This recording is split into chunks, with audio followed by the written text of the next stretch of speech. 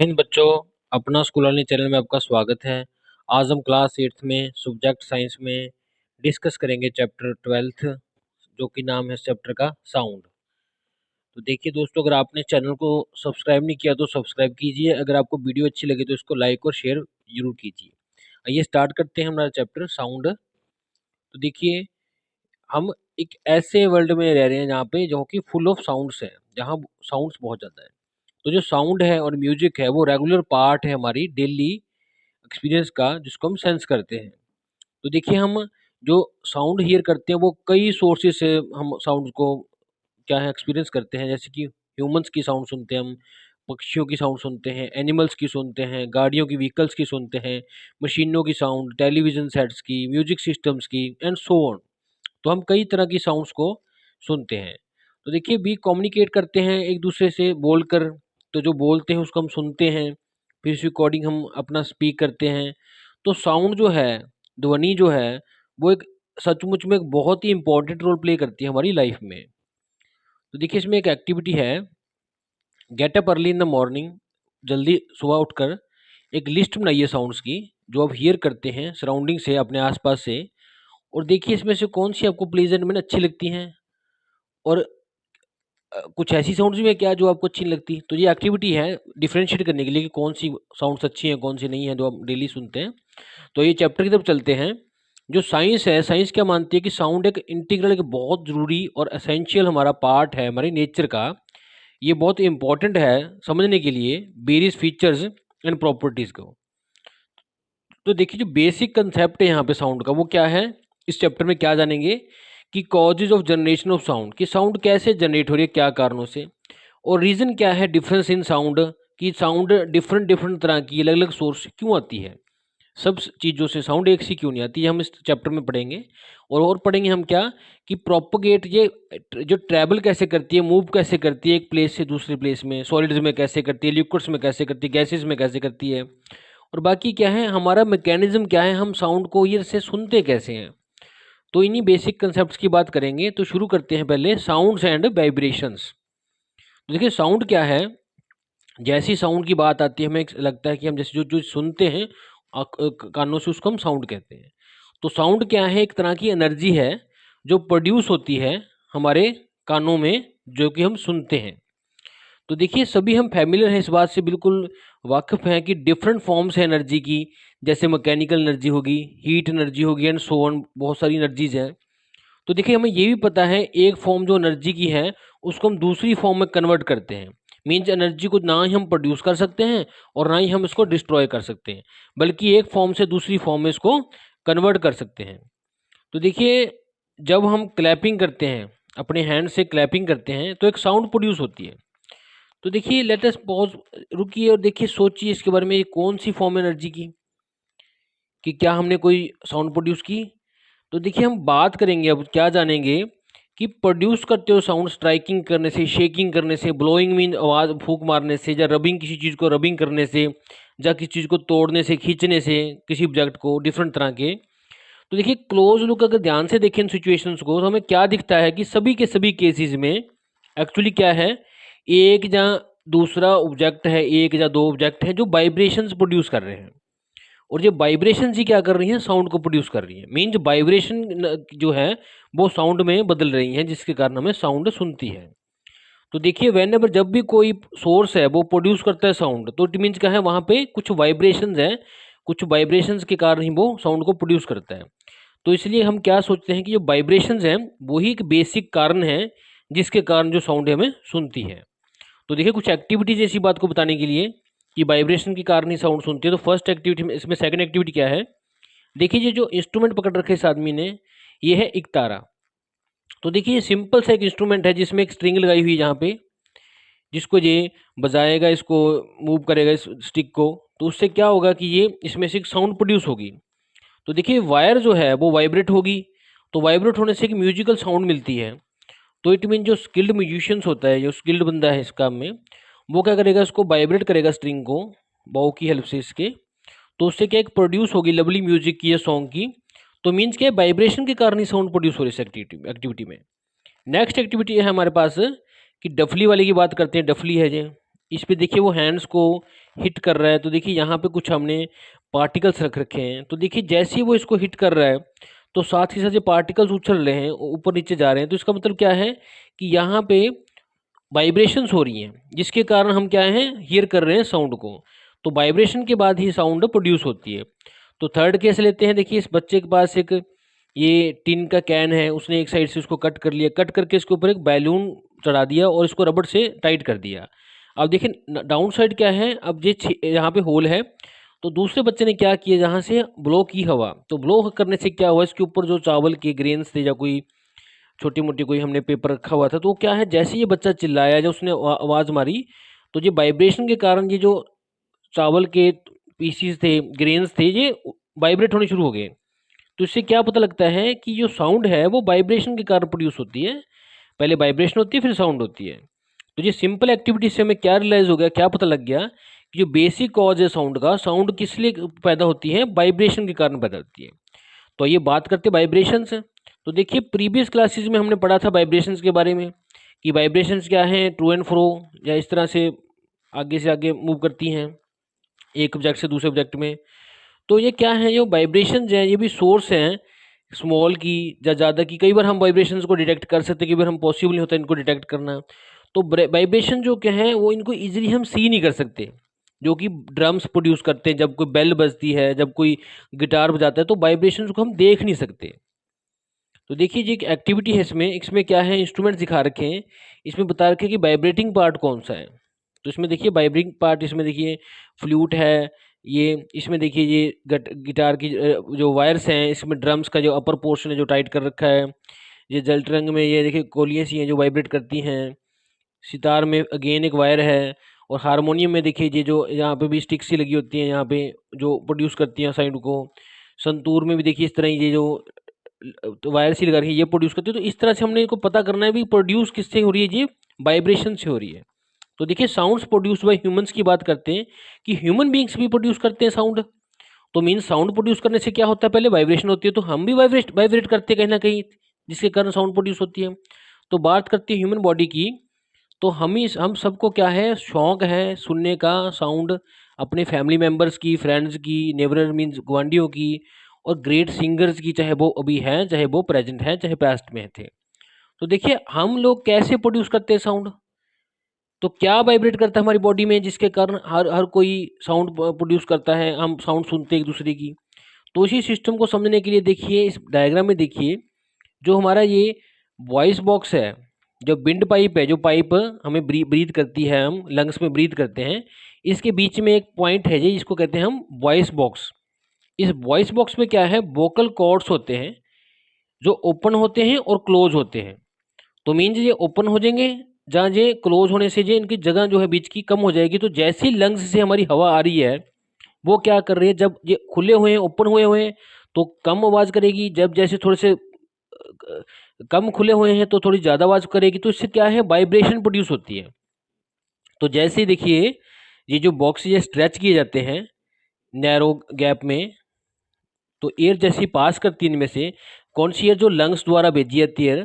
तो जैसी वो एयर वोकल्स के द्वारा बीच में से, इन वोकल्स के बीच में जहाँ से जो होती हुई है, यहाँ भाई वॉइस बॉक्स में फिट है अपने ये वोकल्स, तो क्या करती है, ये इनको वाइब्रेट करती है, इनमें वाइब्रेशन होती है, जिससे कि साउंड प्रोड्यूस होती है। तो देखिए इनको बात हुई कि इनको खोलता और बंद करता कौन है, वोकल कॉर्ड्स को। तो इसके लिए देखिए कुछ मसल्स हैं, हमारे मसल्स हैं इनके साथ अटैच्ड, जो कि इनको करते हैं काम। ये मसल्स क्या करते हैं, इनको पुल करते हैं, यहाँ पे लिगामेंट्स हैं, धागे कहते हैं जिसको बॉडी में। तो वो क्या करते हैं, इसको इनको टाइट करते हैं या थिन थिक करते हैं। तो मीन्स यहाँ पे हमारे जो मसल्स लगे हुए हैं वो इसको दबाते हैं या खींचते हैं, जिसके कारण जो ओपन होते हैं वो क्लोज होते हैं। कहाँ पे लगे हुए हैं, ये वॉइस बॉक्स में। ये कॉर्ड्स कहाँ लगे हैं, वॉइस बॉक्स में। और यहाँ पे हमारे जो लिगामेंट्स हैं, हमारे जो मसल्स हैं, उसको वो ओपन या क्लोज करते हैं, जिसके कारण साउंड प्रोड्यूस होती है वाइब्रेशन की फॉर्म में। तो देखिए वाइब्रेशंस प्रोड्यूस हुई। अब वाइब्रेशंस क्या है, ये चेंज होती है, इसकी पिच चेंज होती है कि ज़्यादा होना, कम होना, आवाज़ का धीमा होना, तेज़ होना। तो ये डिफरेंसेस जो जो साइज में आवाज़ के, उसके बोलने में, उसकी थिकनेस में, आदमी के, औरत के और बच्चों के, ये इसका कारण ये है कि ये वाइब्रेशन अलग अलग वे में प्रोड्यूस होती है, अलग अलग पिच के साथ। तो ये डिफरेंस क्या है, इससे हम पता लगता है कि खास किसकी ये साउंड है। तो देखिए आगे क्या होगा, ये जो साउंड होगी, ये जो वाइब्रेशन होगी, ये हमारे जाएगी माउथ में। तो जैसे माउथ में गई तो जो हमारी जो टंग है वो क्या करेगी, टंग और लिप्स हमारे इस वाइब्रेशंस को साउंड में प्रोड्यूस कर देंगे ताकि हम इसको सुन सकते हैं। तो देखिए आगे बात करते हैं डू यू नो में।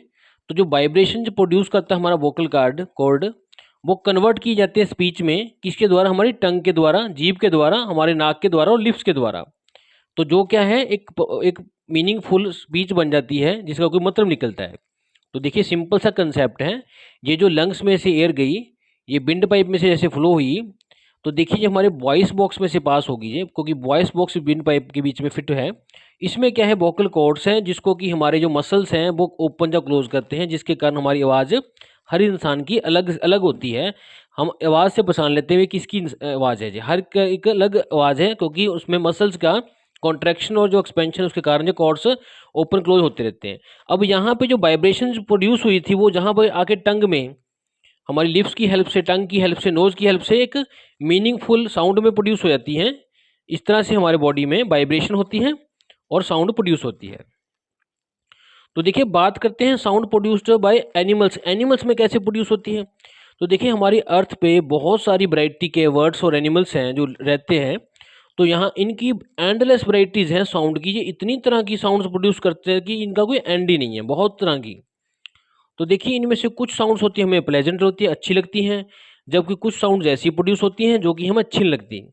तो देखिए different types of birds animals हैं, उनकी डिफरेंट डिफरेंट मैकेनिज्म है क्या करने की, अपनी बॉडी में इस तरह की साउंड्स को प्रोड्यूस करने में। मीन जरूरी नहीं है कि वो हमारी तरह ही प्रोड्यूस करते हैं, उनकी बॉडी में भी कोई ना कोई ऐसा पार्ट है जो वाइब्रेट करता है और फिर इसको साउंड में कन्वर्ट करता है। तो ये बात करते हैं पहले ह्यूमंस के अकॉर्डिंग, जो कुछ एनिमल्स हैं। तो हमारी तरह ही देखिए कुछ एनिमल्स जो हैं प्रोड्यूस करते हैं साउंड इन्हीं वोकल कॉर्ड्स की हेल्प से, जैसे कि हमारी बॉडी में होता है। इनमें क्या आता है, डॉग्स बार्क, कैट की म्यू करना, हॉर्स का नेय करते हैं, लॉयंस रोअर करते हैं, काउज का बोलना, ये सभी के सभी वोकल कॉर्ड्स यूज करते हैं हमारी तरह। तो ये सभी के सभी हमारी तरह ही इनके विंड बॉक्स में भी वोकल कॉर्ड्स हैं जिसकी हेल्प से ये साउंड को प्रोड्यूस करते हैं, वाइब्रेट होती है और उसके बाद इनकी टंग, इनका नोज, इनके लिप्स इसको चेंज करते हैं। तो देखिए अब बात करते हैं वर्ड्स की। तो वर्ड्स में क्या होता है, उसी जगह जहां हमारे वोकल कॉर्ड्स है वहां पे रिंग है एक। तो मेन जो उस वोकल उस वो विंड पाइप में एक रिंग सी है, ऐसे रिंग सी है। तो रिंग को क्या कहते हैं हम, कार्टिलेग। तो ये रिंग्स या कार्टिलेज किसको कहते हैं, सायरनिक्स। तो इसमें क्या होता है, विंड पाइप में होती है ये, बस मीन्स के वोकल कार्ड को चेंज करके अब रिंग की फॉर्म में होगी वर्ड्स के केस में। तो इससे क्या होता है, जो उनका वॉइस बॉक्स है वो प्रोड्यूस करता है अलग तरह की आवाज़। कोई प्लेजेंट होती है किसी केस में, किसी में नहीं होती। जैसे कि बात करें क्रो की, तो अनप्लेजेंट होती है, हमें अच्छी नहीं लगती। लेकिन कोयले की आवाज़, पैरट की आवाज़, मैना की आवाज़, वही हमें सूथिंग लगती है, अच्छी लगती है, प्लेजेंट लगती है। तो वो उनके अंदर जो डिफरेंस क्या है हमारे अंदर, कि हमारे अंदर वोकल कॉर्ड्स थे, उनके अंदर कार्टिलेज की रिंग है। तो इसके कारण बर्ड्स में जो है प्रोड्यूस होती है ये साउंड। अब बात करते हैं इंसेक्ट्स की। इंसेक्ट्स कैसे प्रोड्यूस करते हैं वॉइस को। तो देखिए इंसेक्ट्स में बात करते हैं मॉस्किटोज की, मच्छरों की, बीज की, मधुमक्खियों की। इनकी जो साउंड होती है वो प्रोड्यूस होती है इनके पंखों के वाइब्रेट होने से। ये पंख हिला हिला के अपने साउंड प्रोड्यूस करती हैं। तो जितना ज़्यादा इनकी वाइब्रेशन होगी विंग्स की, ज़्यादा पर पड़ेंगे, उतनी ही ज़्यादा आवाज़ आएगी, पिच आएगी किसकी, अपनी साउंड की, जो ये प्रोड्यूस कर रहे हैं। तो बात करें फ्रॉग्स की, डड्डू की, तो वो क्रॉकिंग साउंड होती है उनकी, क्योंकि उनके वोकल जो सैक्स होते हैं वो उनमें हवा भर जाती है थ्रोट में, बैलून की तरह, आपने देखा होगा डड्डू कई बार। तो उससे क्या है, एडिशनल इन्फ्लेमेशन बढ़ जाता है, वो थ्रोट उनका बड़ा सा हो जाता है और उसके कारण वो एक क्रॉकिंग सी लाउडर में बड़ी सी साउंड प्रोड्यूस कर सकते हैं एकदम से। उसको फुला के जब जैसे हवा को निकालते हैं तो उससे एक आवाज़ आती है जिसको हम कहते हैं डड्डू का बोलना। तो बात करें बीज की, तो बीज क्या है, बीज में भी देखिए पंखों की बात आई थी इंसेक्ट्स में। तो डू यू नो में है देखिए एक बहुत ही अच्छा कंसेप्ट है कि जो बीज हैं, मधुमक्खियां हैं, जब ये रिटर्न होती हैं अपने हाइव से, मतलब कि अपने हाइव में, अपने छत्ते में वापस आ रही हैं हनी लेके, तो क्या है, ये हैवी हो जाती हैं क्योंकि इनके पास हनी होता है। तो इसलिए ये वाइब्रेशन जो विंग्स की होती है वो थोड़ी सी कम होती है उस केस से, जब ये छत्ते में सामान रख कर वापस आती होती है। तो इससे क्या होता है, इस डिफरेंस ऑफ आवाज, जो डिफरेंस है इस पिच का, बजिंग साउंड का इनकी, इसको जो ट्रेंड पर्सन होते हैं वो इससे ये पता कर लेते हैं कि जो मधुमक्खी है, बी है, वो भी छत्ते की तरफ जा रही है या छत्ते से शहद इकट्ठा करने की तरफ जा रही है। तो मीन जब वो शहद फूलों से ले आती हैं, उसका जो रस ले आती है फूलों का, तब ये हैवी हो जाती हैं, तो इसके कारण ये पंख कम हवा में अपना करती हैं, वाइब्रेट करती हैं, जिसके कारण इनकी आवाज़ कम आती है। लेकिन जब ये छत्ते से फूलों की तरफ जाती है रस चूसने के लिए, तब ये वाइब्रेट ज़्यादा करती है पंखों को, क्योंकि हल्की होती है। तो इसी आवाज़ की तेजी या कमी से बंदे माप लेते हैं, जो ट्रेंड बंदे होते हैं, कि मधुमक्खी का छत्ता किस साइड है, कि वो रस लेने जा रही है या रस रखने जा रही है। तो नेक्स्ट देखिए, हमने रियलाइज़ किया हमारे वर्ल्ड में, कि हमारे संसार में, कि साउंड एक वाकई डाइवर्स मैंने डिफरेंट तरह की और अमेजिंग वन है, कि हर एक बंदे की, हर एक चीज़ की एक अमेजिंग अलग ही साउंड है। तो देखिए इसका रीज़न क्या है, इसी कारण जो अर्थ है हमारा, ये हमारा रीज़न क्या है अभी, जिससे हमारी अर्थ एक यूनिक है, लिवली है एंड इंटरेस्टिंग प्लेनेट है। तो देखिए बात करते हैं प्रोपेगेशन की। अनलाइक अर्थ की तरह ही जो मून है उसके कोई एटमॉस्फेयर नहीं है, हमारे एटमॉस्फेयर है, एयर है। तो देखिए अगर हम लाउड एक्सप्लोजन भी कर दें मून के ऊपर किसी पॉइंट पे, तो उसकी जो आवाज़ है वो कहीं भी हो, उसके आसपास भी, नज़दीक से नज़दीक भी नहीं सुनेगी। उसका कारण क्या है, जो अर्थ का एटमॉस्फेयर है वो 200 किलोमीटर तक है, हमारे सरफेस से, हमारे सरफेस से 200 ऊपर हाइट, 2 किलोमीटर हाइट तक एटमॉस्फेयर में एयर है। तो जब भी कोई एक्सप्लोजन होता है, नॉइज़ होता है इस के अंदर, तो वो सुनेगा, उससे बाहर होता है स्पेस में तो हमें वो नहीं सुनता, क्योंकि साउंड को प्रोपेगेट करने के लिए कुछ मीडियम की ज़रूरत होती है। तो इससे क्या पता लगा हमें, कि ये साउंड्स क्या हैं, उनको मीडियम चाहिए ताकि वो आगे बढ़ सकें, आगे सुन सके किसी को। तो ये वैक्यूम में से क्या है, जहाँ हवा नहीं होती उसको वैक्यूम कहते हैं, वैक्यूम में से प्रोपेगेट नहीं कर सकती। इसीलिए चांद पे या स्पेस में हमें कोई भी चाहे एक्सप्लोजन हो रहा है, उसकी हमें आवाज़ नहीं सुनती। तो देखिए जो प्रोपगेशन है इसका साउंड का, ये भी देखिए लिक्विड्स में, गैसेस में और अपना सॉलिड्स में डिफरेंट है। तो देखिए जो मटेरियल है किसी चीज़ को प्रोपेगेट करने के लिए, आगे सुनने के लिए चाहिए, उसको हम कहते हैं उसका मीडियम। तो ये एक एक्टिविटी करते हैं। एक्टिविटी में देखिए क्या किया, एक जार लिया, इसकी एक साइड में बेल डाल दी, इसको ऊपर से बंद कर दिया और नीचे साइड भी इसको कवर कर दिया और एक पाइप लगा दी। इसमें अब देखिए जार में एयर है, तो जैसे ही इसको हम शेक करेंगे तो क्या है, हमें बेल की साउंड सुन रही है। लेकिन अगर इसी जार में से हम एयर को निकाल दें, अब क्या है, जार में एयर नहीं है, वैक्यूम है, तो अब जब हम बेल को बजाएंगे तो हमें बेल की साउंड नहीं सुनेगी, क्योंकि जो साउंड प्रोड्यूस हो रही थी यहाँ पे वो ट्रैवल नहीं कर पाई, प्रोपेगेट नहीं कर पाई, जिसके कारण हमें सुनती नहीं है।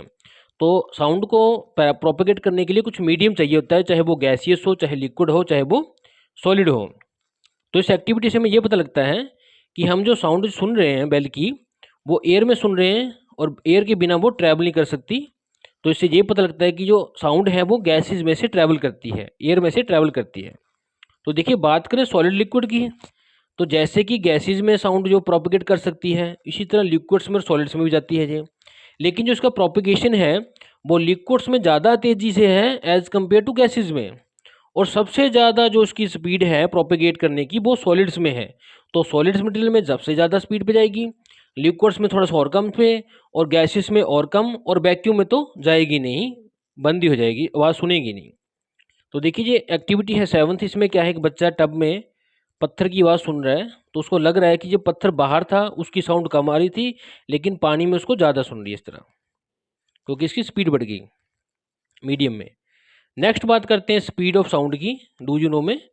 तो देखिए स्पीड ऑफ जो साउंड है वो डिपेंड करती है इलास्टिसिटी पे, डेंसिटी की, जो जिस मीडियम में से जा रही है वो मीडियम कितना डेंस है, कितना मजबूत है, किसका कितना भारीपन है। तो देखिए एयर के केस में बात करें तो एयर के केस में ये भी डिपेंड करता है बात पे कि टेम्परेचर कैसा है। मान लीजिए ह्यूमिडिटी बहुत ज़्यादा है, मॉइस्चर बहुत ज़्यादा है, तो एयर डेंस होगी, तो डेंस होने से जो आवाज़ है वो ज़्यादा जाएगी।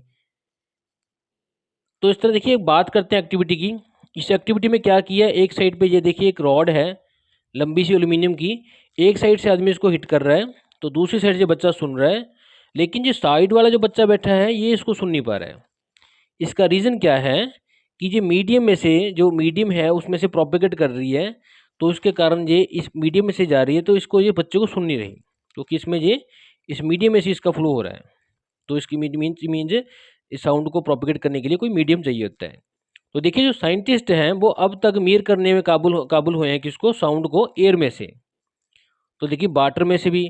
तो जो स्पीड है हमारी साउंड की वो है कितनी है, 330 मीटर पर सेकंड है। ये जो स्पीड है वाटर में से कितनी है, 1500 मीटर पर सेकंड। तो जो साउंड है प्रोपोगेट करती है, इससे पता लगता है कि ज़्यादा स्पीड से एज कम्पेयर टू गैसेज। तो वाटर में उसकी स्पीड ज़्यादा है और गैसेज में इसकी स्पीड कम है। तो जो लोग रहते हैं देखिए रेलवे ट्रैक्स के नज़दीक, उनको पहले से ही पता लग जाता है कि ट्रेन आ रही है, क्योंकि जो साउंड है व्हील्स के थ्रू, उसके व्हील्स के थ्रू ट्रेन के, वो बहुत जल्दी स्पीड पे आ जाती है सॉलिड ट्रैक के थ्रू, क्योंकि सॉलिड्स में इसकी जो स्पीड है साउंड की सबसे फास्ट है। तो उनको पहले ही पता लग जाता है कि गाड़ी आ रही है कोई। तो देखिए प्रिसाइज इंस्ट्रूमेंट जो बहुत ही ज़्यादा बढ़िया मेजर कर सकते हैं, प्रिसाइज एक्यूरेट हैं, वो स्पीड ऑफ साउंड की जो है सॉलिड्स में भी कर सकते हैं, भी बताते हैं कि मोर है एज कम्पेयर टू लिक्विड्स, क्योंकि इसके लिए बहुत ही एक्यूरेट इंस्ट्रूमेंट्स की जरूरत पड़ती है। अगर हम अच्छी तरह से मेजरमेंट्स करें तो हमें पता लगता है कि साउंड जो है सॉलिड्स में स्पीड ज़्यादा है लिक्विड के केस से, और सबसे कम क्या है गैसेस में। तो स्पीड जो साउंड की है सॉलिड में ज़्यादा है, लिक्विड्स में कम है, और सबसे कम गैसियस मीडियम में है। तो देखिए बात करते हैं लाइट के प्रोपगेशन की, कि जो लाइट जल्दी प्रोपगेट करती है या साउंड करती है, दोनों का कंपैरिजन करते हैं कि बात करें लाइट और उसकी साउंड की, अगर रेस लगवाएं तो कौन सी पहले पहुंचेगी। तो देखिए सबको पता है हमें कि जब हम शेक करते हैं, जब हम डर जाते हैं किससे, फ्रिटनिंग से, रोयरिंग से, सनडरिंग से, जब भी बिजली कड़कती है बादलों से, तो सबसे पहले क्या होता है, फ्लैश आती है, रोशनी सी आती है। लेकिन उसके थोड़ी देर बाद क्या आता है, साउंड आती है। तो कुछ लोग सोचते हैं कि हो सकता है जो पहले चमक आई फिर बाद में साउंड आई, लेकिन जो दोनों एक ही समय पे थंडरिंग हो रही है, दोनों एक ही समय पे क्या होता है, लाइटनिंग भी हो रही है और थंडरिंग भी हो रही है। तो आवाज़ भी प्रोड्यूस हो रही है, लाइट भी आ रही है, लेकिन लाइट की जो स्पीड है बहुत फास्ट है, इसलिए लाइट पहले दिखती है, और थंडर की आवाज़ जो साउंड है वो बाद में आती है, क्योंकि वे स्लो चलती है। तो इससे पता लगता है कि जो लाइट की स्पीड है वो प्रोपेगेशन की फास्ट है। और वैसे बात के मेजरमेंट के ऊपर हमने मापा भी है इसको साइंटिस्टों ने, तो देखिए जो स्पीड ऑफ जो साउंड है वो कितनी है, 0.33 किलोमीटर पर सेकंड। 1 किलोमीटर भी नहीं है उसका भी, थर्टी थर्ड अपना कितना 33% ही है, जो कि इसकी स्पीड है। लेकिन वैक्यूम में लाइट की स्पीड कितनी है, 3 लाख किलोमीटर पर सेकंड, जो कि बहुत ज़्यादा स्पीड है। तो इट मीन्स जो लाइट है वो बहुत हाई स्पीड पे प्रोपेगेट करती है एज कम्पेयर टू साउंड। और लाइट को प्रोपेगेट करने के लिए किसी मीडियम की जरूरत भी नहीं पड़ती, ये अपना वैक्यूम में से भी क्रिएट हो जाती है, फ्लो हो जाती है, जैसे कि सन से लाइट हमें मिल रही है अर्थ पे। अब देखिए डू यू नो में है, जो ह्यूमन ईयर है उनके पास एक स्पेशल फीचर है, क्या है, परसिस्टेंस ऑफ हियरिंग, सुनने की एक जो प्रॉपर्टी है। इसमें क्या होता है देखिए, जो साउंड हमें रीच करती है हमारी ईयर के पास, वो हमारे ईयर ड्रम के ऊपर स्ट्राइक करती है, जिससे वाइब्रेशन प्रोड्यूस हुई। उस वाइब्रेशन को हमारा माइंड समझ लेता है। तो ये जो वाइब्रेशन या साउंड हम सुनते हैं, ये हमारे पास 0.1 सेकंड के लिए हमारे कान में स्टोर हो जाती है। मीन्स 0.1 सेकंड तक वो वहीं पे स्टोर हो जाती है, उसके बाद वो फेड होती है। तो इससे क्या है, हमें जो सुनते हैं वो कॉन्टीन्यूसली सुनता रहता है, हमें ऐसे लगता है कि बंदा कोई बात कर रहा है, तो रेगुलरली हमें वो सुनते रहते हैं हम। तो बात करते हैं आगे एम्पलीट्यूड की, टाइम पीरियड की, एंड फ्रिक्वेंसी की, वाइब्रेशन की। तो देखिए एम्पलीट्यूड क्या है, मान लीजिए ये कोई बॉडी है, अब ये यहाँ से यहाँ तक इस तरह से मूव कर रही है। तो देखिए यहाँ से यहाँ इसका क्या है, मैक्सिमम जो मूवमेंट है इसको कहते हैं हम एम्पलीट्यूड। तो एम्पलीट्यूड क्या है, देखिए जो मैक्सिमम जो डिस्प्लेसमेंट है किसी वाइब्रेटिंग बॉडी का, जो बॉडी हिल रही है तो मैक्सिमम वो कितनी बाहर तक हिल रही है।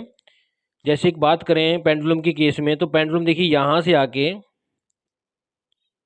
जैसे ये पेंडुलम है, तो देखिए यहाँ भी आया और फिर यहाँ से गया, तो देखिए ये सेंटर पोजीशन है। तो ये जो मूवमेंट है इसका जो मैक्सिमम पोजीशन है, इसको कहते हैं हम वाइब्रेटिंग बॉडी की इधर साइड, किसी भी साइड में सेंटर से, इसको कहते हैं हम एम्पलीट्यूड।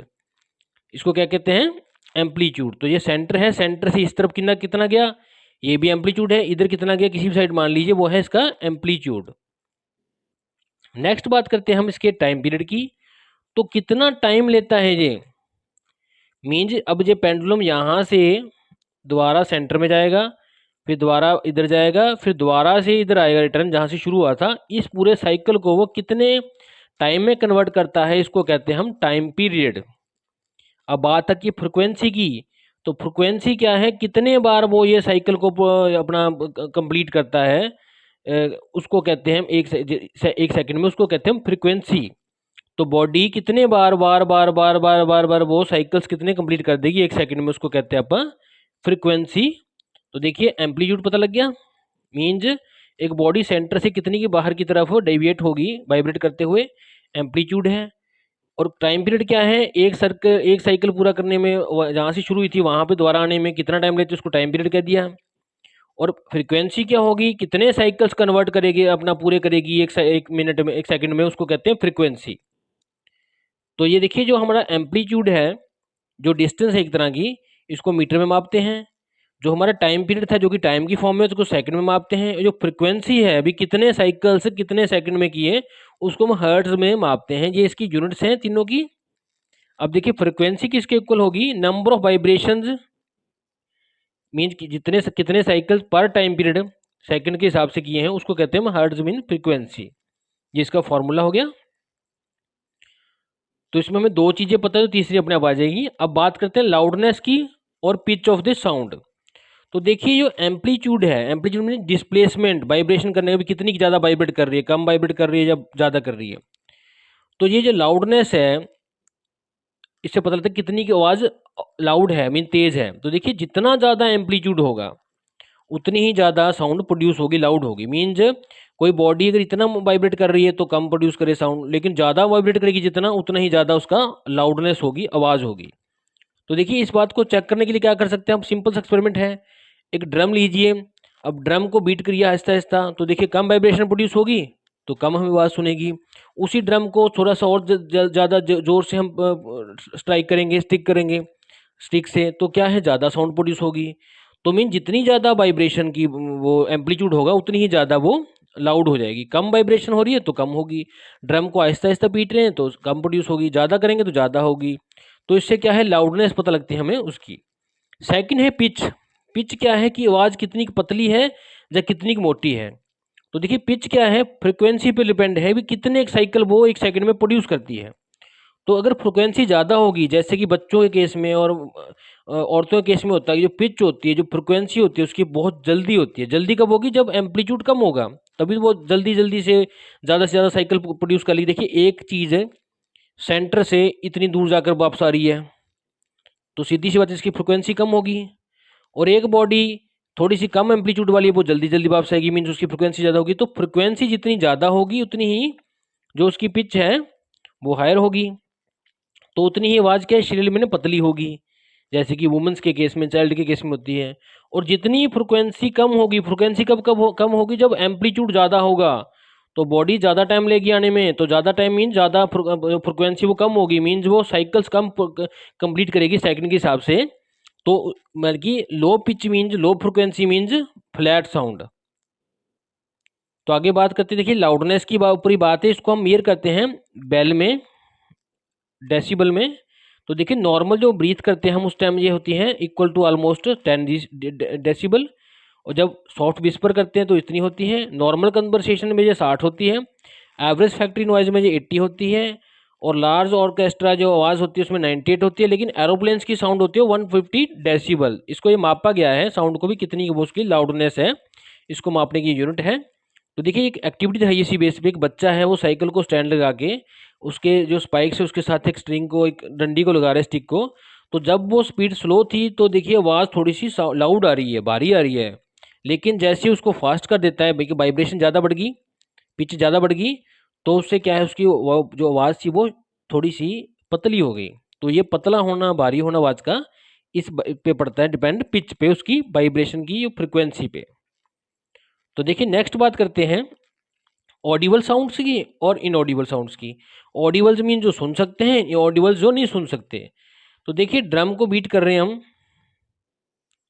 तो ड्रम को बीट करने से क्या है, अब हम बीट करें तो हम देखिए कुछ लोग आवाज़ सुनते हैं कुछ नहीं सुनते। तो सीधी सी बात है, एक लिमिट तक आवाज़ सुनेगी और एक लिमिट के बाद नहीं सुनेगी। तो जो आवाज़ नहीं सुनेगी तो इसको इनऑडिबल कहते हैं, और जो हम आवाज़ सुन सकते हैं उसको ऑडिबल कहते हैं। तो देखिए इसी तरह एक ये दूसरी अपनी एक्टिविटी है इसमें, इसमें क्या बताया गया है कि जब भी किसी बॉडी की वाइब्रेशन जो है फ्रीक्वेंसी है वो 20 साइकिल्स पर सेकंड, मीन्स वो एक देखिए जहाँ से एक पॉइंट से 2 पॉइंट पे आ गई, 2 पॉइंट से फिर दोबारा एक पे गई, 1 से 2 गई, 2 से फिर 1 गई, इस साइकिल को एक सेकंड में पूरा करती है तो टाइम पीरियड हो गया। अब वो एक सेकंड में कितने बार इतना ऐसे करती है उसको कहते हैं फ्रीक्वेंसी। तो मान लीजिए किसी बॉडी की फ्रीक्वेंसी 20 साइकिल्स मीन वो 20 साइकिल ऐसे ऐसे पूरे करती है सेकंड में, तो उसको हम नहीं सुन सकते। और इसी तरह ही अगर किसी बॉडी की जो स्पीड है, जो वाइब्रेशन का जो साइकिल पूरे करने की 1 सेकंड में 20,000 है, 20,000 है, तो भी हम इसको सुन नहीं सकते। तो हमारा जो ईयर है वो 20 से कम नहीं सुन सकता हर्ट्ज से, और 20,000 हर्ट्ज से ज़्यादा नहीं सुन सकता। तो 20 जो अपना था साइकिल्स पर सेकंड की जो फ्रीक्वेंसी है, इसको कहते हैं हम इंफ्रासोनिक्स, मीन्स कम। और 20,000 फ्रिक्वेंसी मीन जो बहुत ज़्यादा फास्ट रेट पे इतनी वो एम्पलीट्यूड कर रही है, साइकिल प्रोड्यूस कर रही है कि वो 1 सेकंड में 20,000 बार इतना इधर उधर मूव करगी। तो इतनी फास्ट वो अपनी फ्रिक्वेंसी है, उस तरह की साउंड जो है 20,000 से ज़्यादा ली वो हम नहीं सुन सकते, उसको कहते हैं हम अल्ट्रासोनिक वाइब्रेशंस। तो देखिए इससे ये पता लगा जो हमारी ऑडिबल रेंज है वो क्या है, 20 हर्ट्ज से लेके 20,000 हर्ट्ज के बीच में है। इसके बीच की हम साउंड सुन सकते हैं, इससे ना कम की सुन सकते ना इससे ज़्यादा की सुन सकते। तो कम की है इंफ्रासोनिक और ज़्यादा की है अल्ट्रासोनिक्स। ऑडिबल रेंज कहते हैं ह्यूमन ईयर के लिए। तो देखिए बात करते हैं डू यू नो में। तो जो वेल मछलियाँ हैं, एलिफेंट्स हैं, ये प्रोड्यूस करते हैं इंफ्रासोनिक रेंज, मीन्स 20 हर्ट्ज से नीचे की जो साउंड है। तो देखिए ये एनिमल्स क्या है, इसलिए ये कुछ एनिमल्स हैं जो अर्थक्वेक को भी पता अपना ऑब्जर्व कर लेते हैं कि अर्थक्वेक हो रहा है कहीं पे, क्योंकि वो ये अर्थक्वेक होता है इसमें जो फ्रिक्वेंसी होती है वेव्स की वो 20 से लेस होती है, मीन्स इंफ्रासाउंड वेव्स होती है उस टाइम, जिस टाइम की अर्थक्वेक आता है। तो इस फीचर को क्या है, इस फीचर से क्या है, एनिमल्स को पहले पता लग जाता है कि अर्थक्वेक कहीं पे आ रहा है। तो देख सेकंड बात करते हैं डू यू नो में, जो अल्ट्रासाउंड्स हैं जो कि 20,000 से मोर की हैं फ्रिक्वेंसी की वेव्स साउंड वाली, उनको कौन प्रोड्यूस करता है, डॉल्फिन्स, बैट्स एंड पॉर्पोइजेज। तो देखिए ये डॉग्स की क्या एबिलिटी है कि वो हियर कर सकते हैं 20,000 हर्ट्ज से ज़्यादा की भी जो फ्रिक्वेंसी की साउंड्स हैं। तो इसलिए जो पुलिस टीम है इनको मोस्टली क्या करती है, हाई फ्रिक्वेंसी वाली एक विसल होती है उसको यूज़ करती हैं डॉग्स को बुलाने के लिए, क्योंकि ये आवाज़ जो है 20,000 से बाद वाली ये हमें नहीं सुनती लेकिन कुत्तों को सुन जाती है। तो नाउ डेज क्या है, अल्ट्रासोनिक जो अल्ट्रासाउंड वाले इक्विपमेंट्स हैं उनसे हम इन्वेस्टिगेट कर रहे हैं कई सारी मेडिकल की प्रॉब्लम्स भी। तो देखिए बात करें नॉइज़ एंड म्यूजिक की, किस साउंड को हम नॉइज़ कहेंगे भी शोर है, और किस साउंड को हम कहेंगे कि म्यूजिक है भी बड़ा हमारा मन करता है सुनते रहें। तो देखिए हम डिफरेंट टाइप्स की जो साउंड्स को हियर करते हैं तो इनका इफेक्ट क्या है, डिफरेंट है फीलिंग के अकॉर्डिंग। तो देखिए पर्सन टू पर्सन जो अपनी साउंड है वो वेरी करती है। एक साउंड हो सकती है प्लीजिंग है एक पर्सन के लिए, और हो सकती है वो वही साउंड दूसरे के लिए अनप्लीजिंग हो, डिस्टर्बिंग हो। तो जनरल रूल क्या है इसमें कि साउंड जो प्लीजिंग मीन अच्छा इफेक्ट प्रोड्यूस करती हैं, हमें मन करता है कि सुने उसको। और दूसरी साउंड ऐसी हैं जो कि इरिटेट करती हैं हमें, अनप्लेजेंट मीन हमें लगता है कि इस साउंड से दूर जाएं। तो दो साउंड्स मानी गई हैं, तो एक तो है जो अच्छी लगती हैं, एक जो अनप्लेजेंट लगती हैं। तो उसका कारण क्या है, देखिए जैसे ही कोई स्ट्रीट डॉग बार्क कर रहा है एक दूसरे पे, जब ट्रक्स हैं, बसेज हैं, कार्स हैं, इनके जो हॉर्न्स हॉन्क कर रहे हैं ट्रैफिक साइड पे, तो देखिए ये सारी की सारी क्या है, ऐसी साउंड्स हैं जो हम नहीं सुनना चाहते, अनप्लेजेंट है हमारे लिए। तो हमें ऐसे सोचते हैं कि इनको अवॉइड किया जाए। तो देखिए इस तरह की साउंड साउंड जो होते हैं अनप्लेजेंट साउंड, इनको कहते हैं हम नॉइज, शोर। तो देखिए ये साउंड्स क्यों प्रोड्यूस होती हैं, क्योंकि इनमें इरेगुलर और नॉन पीरियोडिक वाइब्रेशंस है। जो वाइब्रेशन है वो पीरियोडिक नहीं, मीन्स सेम पीरियड के बाद वो साइकिल है वो रिपीट नहीं करता वाइब्रेशन का, कभी पहले कभी तेज कभी स्लो कभी तेज। मीन जो वाइब्रेशन का जो वाइब्रेशन सर्कल है वो ऐसे कम ज़्यादा कम ज़्यादा कम ज़्यादा होता रहता है, ये नहीं कि यूनिफॉर्म ही एक ही स्पीड से वो वाइब्रेट करें। तो नॉन पीरियोडिक होने के कारण, इरेगुलर होने के कारण जैसी साउंड्स हमें अनप्लेजेंट लगती हैं। तो देखिए जो नॉइज़ का जो नाम है ये ड्राइव किया गया लैटिन वर्ड से, जिसको कहते हैं नोसिया, मीन अनवांटेड, जो हमें नहीं चाहिए। तो ये अनप्लेजेंट जो साउंड है जो हमें अच्छी लगती। तो जो वर्ड है हमारा जो जो साउंड से है भरा हुआ, भी इसमें ये नहीं कि बैड साउंड्स ही में है, इसमें कुछ अच्छी साउंड्स भी हैं जो हमें अच्छी लगती हैं, हमें मन करता है कि वो सुनते रहें। तो जैसे कि जो बात करते हैं पंडित रविशंकर की, जो बजा रहे हैं सितार को, उस्ताद बिस्मिल्लाह खां जो शहनाई बजा रहे हैं, श्री हरिप्रसाद चौरसिया जी जो हैं अपना फ्लूट बजा रहे हैं, लता मंगेशकर गाना गा रही है। तो देखिए इससे क्या होता है, इन साउंड से हम रिलैक्स होते हैं, हैप्पी फील करते हैं। तो ऐसी साउंड जो हमें कंफर्ट फील कराती हैं, हमें अच्छी लगती हैं, इनको कहते हैं म्यूजिकल साउंड्स, प्लेजेंट साउंड्स। क्योंकि इनका रीज़न क्या है, इनको हम रेगुलर, इनका जो वाइब्रेशन है वो पीरियोडिक है, मीन्स इन साउंड्स को अगर हम देखें तो ये एक ही मोशन में जो है वाइब्रेट करती रहती हैं, एक फिक्स इंटरवल के बाद ही रिपीट करती रहती हैं हर बार। तो पीरियोडिक मीन्स रेगुलर हैं, तो इन ये हमें कंफर्टेबल फील करती हैं, हमें इनसे अच्छा फील होता है इनको सुनने में। तो देखिए बात करते हैं डू यू नो की। तो डू यू नो में है कि क्वालिटी एंड टिम्बर, जो साउंड है क्वालिटी साउंड की, वो करेक्टरिस्टिक किससे होती है, उसका डिफरेंस है कि एक साउंड दूसरे से कितनी डिफरेंट है। वो डिपेंड करता है उसकी पिच के ऊपर, उसकी फ्रिक्वेंसी के ऊपर, और लाउडनेस मीन उसकी कितनी वो तेज है या स्लो है। तो देखिए जो साउंड है हमें ज़्यादा प्लेजेंट लगती है, अच्छी लगती है, वो रिच क्वालिटी की होगी। जैसे कि म्यूजिक है हमें सुनने में अच्छा लगता है, रिच क्वालिटी का होता है। और जो नॉइज़ है वो अनप्लेजेंट होती है हमें सुनने के लिए। देखिए नेक्स्ट बात करते हैं हम नॉइज़ पोल्यूशन की। तो जो नॉइज़ होती हैं, जो अनप्लेजेंट साउंड्स होती हैं, वो हम पोल्यूशन प्रोड्यूस करती हैं। कैसे? देखिए इससे जो अनडिजायर्ड साउंड्स हैं वेरियस काइंड्स की, वो किस में आती है, नॉइज़ पोल्यूशन। वो एक तरह का पोल्यूशन है। जैसे कि पोल्यूटेंट्स होते हैं एयर के, वाटर के, जो कि एयर को, वाटर को ख़राब करते हैं, जो कि आज की इंडस्ट्री से और मॉडर्न सिविलाइजेशन से प्रोड्यूस हो रहे हैं। तो इसी तरह नॉइज़ भी क्या एक पोल्यूशन है। जो प्रॉब्लम है नॉइज़ पोल्यूशन की, वो ये नहीं है कि सिर्फ बड़े बड़े या छोटे टाउन में सब जगह है। तो जो पर्सन रह रहा है विलेज में, टाउन्स में, और नेशनल हाईवेज के पास या रेलवे ट्रैक्स के पास या इंडस्ट्रीज के पास, उनको क्या है, ज़्यादा से ज़्यादा ये एक्सेसिव साउंड जो है वो सुननी पड़ती है, बियर करनी पड़ती है। तो देखिए बात करते हैं सोर्सेज की। सोर्सेज क्या है नॉइज पोल्यूशन के? तो देखिए बात करें तो पहले है use of various appliances, gadgets जो होम में अब यूज़ करते हैं, जैसे मिक्सर, ग्राइंडर, वैक्यूम क्लीनर, लान मूवर हो गए, टेलीविजन हो गए, म्यूजिक सिस्टम्स हो गए। ये मोस्टली क्या है, क्रिएट करते हैं नॉइज़, जो हमें ज़्यादा लेवल के बाद, एक लेवल से ज़्यादा हो जाए तो ये नॉइज़ प्रोड्यूस करते हैं, जो अनप्लेजेंट होती है। सेकंड क्या है, स्ट्रीट में नॉइज़ हो रही है, ट्रैफिक की, पब्लिक ट्रांसपोर्ट की, प्लेग्राउंड्स में, शॉपिंग मॉल्स में, मार्केट प्लेसेस में आवाज़ आ रही है लोगों की, लाउड स्पीकर्स बज रहे हैं। तो ये भी क्या है, नॉइज़ पोल्यूशन प्रोड्यूस कर रहे हैं, जिससे कि हमें बाकी चीज़ें सुनने में अच्छी लगती है और हमें इरिटेशन सी होती है, स्ट्रेस सी होती है माइंड में।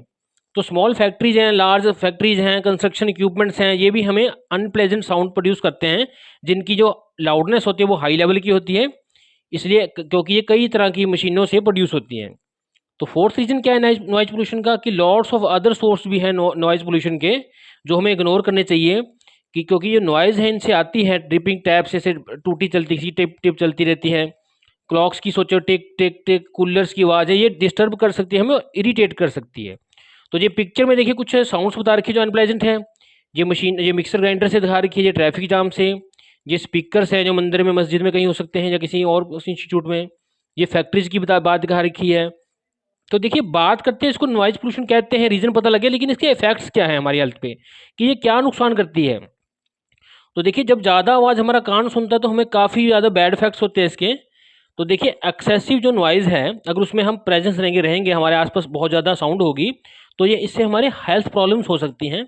इसके इल इफेक्ट्स क्या हैं, ये साइकोलॉजी, हमारे मेंटली हमें डिस्टर्ब कर देगी। नॉइज़ पोल्यूशन क्या है, हमारी ये हेल्थ है, ह्यूमन हेल्थ को नुकसान करेगी, अगर कॉन्टीन्यूसली हम कई महीनों के लिए, सालों के लिए ऐसी ही नॉइज़ में रहते रहेंगे।